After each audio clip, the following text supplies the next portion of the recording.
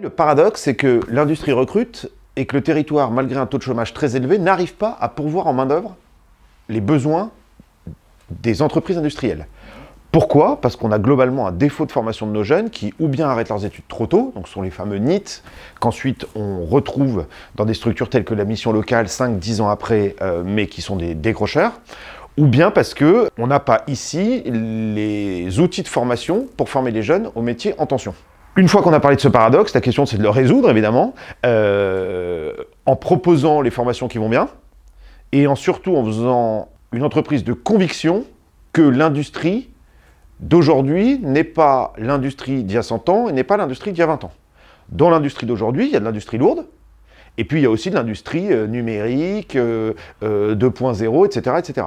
Donc il ne faut pas opposer les deux. Je pense qu'on peut facilement passer de l'un à l'autre. Il n'y a pas la bonne industrie contre la mauvaise industrie, l'industrie moderne contre la vieille industrie.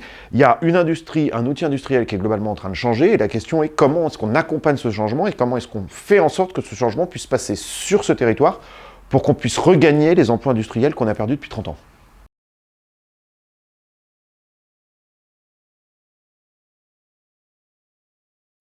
Ici, vous avez des élus qui assument le caractère industriel de leur territoire. Ce n'est pas le cas partout. Il y a des élus qui ne souhaitent pas d'industrie sur leur territoire, parce que l'industrie, il y a des transports, ça peut introduire un certain nombre de nuisances.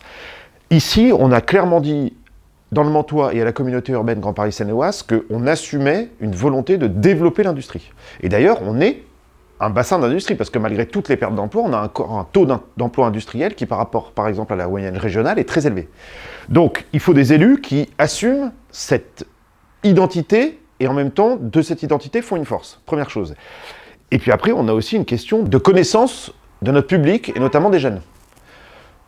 On sait qu'un certain nombre d'entre eux ont besoin d'entrer dans des filières courtes pour apprendre très vite un métier. Ça tombe bien, l'industrie le permet.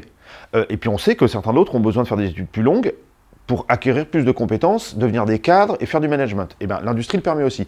Donc le fait d'assumer et le fait de donner les outils de formation doit nous permettre, à mon avis, de créer une synergie dans les prochaines années pour faire en sorte que toute industrie qui veut s'implanter sur le territoire reçoive un accueil bienveillant d'un point de vue foncier, d'un point de vue place, mais aussi d'un point de vue formation de la main-d'œuvre pour pouvoir s'installer et recruter tout de suite.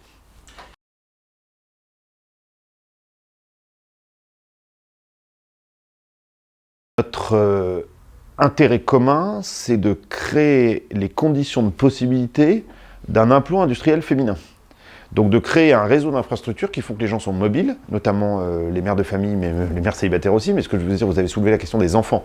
Donc il y a des questions très pratiques qui se posent, pas seulement aux femmes d'ailleurs, parce que la question de la garde des enfants, ça se passe aussi aux hommes, mais statistiquement, on voit très bien ce que c'est. Donc il faut en même temps qu'on travaille pour lever les barrières conceptuelles, et en même temps qu'on travaille, donc ça c'est un travail intellectuel, j'allais dire, parce qu'effectivement rien n'empêche une femme aujourd'hui de travailler dans l'industrie, donc le fait qu'elle n'y soit pas représentée beaucoup plus fortement qu'elle ne l'est, ça prouve bien qu'il y a des barrières conceptuelles, donc il faut qu'on travaille là-dessus, et puis il faut aussi qu'on travaille sur les barrières pratiques, donc les aides à la mobilité, les réseaux de transport, tout ce qui tourne autour de la garde d'enfants, des activités périscolaires, pour créer un système où le salarié a autour de lui des solutions pour lui permettre de travailler. Et c'est vrai pour les hommes, mais c'est encore plus vrai pour les femmes, puisqu'on sait que c'est souvent elles qui assument un certain nombre de tâches, d'un point de vue statistique. Donc nous, notre travail, c'est ça, c'est de porter nos valeurs industrielles, porter notre passé industriel, porter notre futur industriel aussi, et en même temps, créer un écosystème qui fait que dans ce passé, présent et futur industriel, les femmes trouvent toute leur place. Et puis je crois qu'il faut qu'on mette en avant aussi des profils féminins, pas seulement de production, entre guillemets, mais aussi de responsabilité. Il y a beaucoup de femmes qui sont chefs d'entreprise dans le secteur de l'industrie. On ne doit pas limiter le rôle des femmes au fait de boucher les trous de la main-d'œuvre qu'on ne voit pas. Il y a évidemment des carrières à faire dans l'industrie. On a quelques exemples dans la vallée de Seine de femmes qui ont de très grosses responsabilités dans le métier industriel. Il faut qu'on les mette en avant pour aller convaincre d'autres personnes que c'est possible.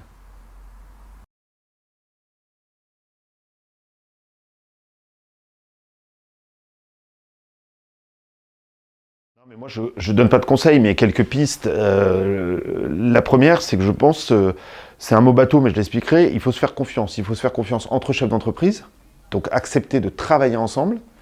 Le chef d'entreprise, c'est quelqu'un qui travaille de façon individuelle. Il peut animer un collectif, mais au fin du fin, c'est lui qui est chef d'entreprise, et donc du coup, il y a un côté solitaire. C'est exactement comme un commerçant. Mais j'explique aux commerçants de Mantes-la-Jolie qu'on a un intérêt individuel cellule par cellule, mais on a un intérêt collectif de centre-ville. C'est exactement pareil pour l'industrie. Il y a un intérêt individuel entreprise par entreprise, mais il y a un intérêt collectif industriel, puisque notre main-d'œuvre bouge d'une entreprise à l'autre, est mobile. Bon. Donc il faut que les industriels se fassent confiance entre eux pour accepter d'échanger sur ces sujets, sur les freins et sur la façon de l'élever. Et puis il faut aussi que les industriels fassent confiance à nos jeunes. Parce que parfois, les prérequis de recrutement, les process de recrutement ne tiennent aucun compte, sont focus sur des compétences, mais qui peuvent peut-être s'acquérir par d'autres biais que juste le diplôme, et sont un peu fermés aux profils qui ne correspondent pas exactement au moule. Donc du coup, ce qu'il faut qu'on réussisse, c'est à créer cette confiance collective pour faire en sorte que l'industriel accepte de parler avec un autre industriel de ses freins et de ses besoins, et qu'en même temps, l'industriel accepte d'ouvrir son regard sur le monde à côté en se disant, si j'ai des besoins en recrutement, en main-d'œuvre, eh bien peut-être qu'il faut que j'élargisse mon spectre pour aller chercher des gens que jusqu'à maintenant je n'allais pas chercher. On a des très beaux exemples là-dessus, de recrutement un petit peu atypiques, qui ont bien marché. Donc là-dessus, l'élu est là pour connecter tout le monde et faire en sorte que tout le monde se parle. Donc pour moi, la clé de tout ça, c'est la confiance et le fait de montrer ce que produit l'industrie. Quand vous montrez quelqu'un en train de fabriquer un instrument, c'est un process. Quand vous montrez l'instrument fini en disant voilà qui a participé, bah, là je trouve que tout de suite ça donne une autre dimension au travail qui a été fait.